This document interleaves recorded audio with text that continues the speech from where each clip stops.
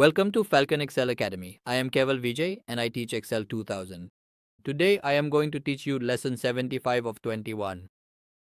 The formula I am going to teach you today is the choose function.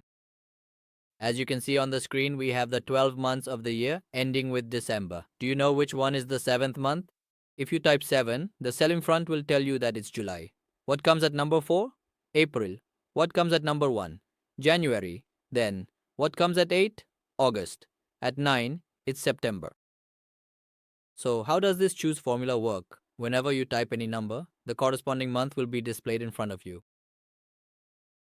If we type any number, the corresponding day will be displayed according to that number. Sir, with the help of this formula, we can display anything here. So, as always, before starting the lecture, I just want to say that if you learned something from today's video, if you gained something, don't forget to like and share this video. So, let's start today's lecture. So, you can see that I have completed one here. I have added a formula here. As soon as I double click, you can see the formula being displayed here. So you will have to write this formula here. It's a very simple and straightforward formula, although it looks a bit long. That's why you can write it like this. I'm deleting it here.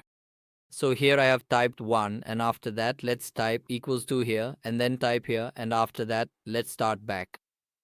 Click here. In this above the year where you have written the number, type a comma, then after that type an inverted comma, then you type Jan, close the inverted comma and the comma, after that again inverted comma, type here, close the inverted comma and close the comma. After that you will type an inverted comma again. So in this way for all your stages you have to write the steps like this, okay? And then we will type April here, and after that close the inverted comma and then write here. Close the inverted comma, close the comma, and then after that, right here in this, we type June, close the inverted comma, close the comma, then type invite, then type July, close the inverted comma, close the comma, and invite again.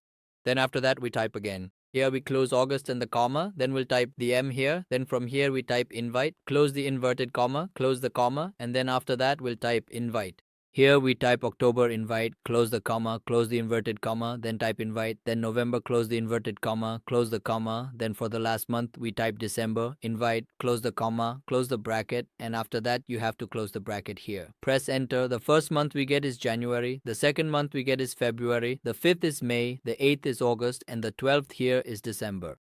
So in this way, by using this function, you can display anything in place of any number, whatever you add inside the formula.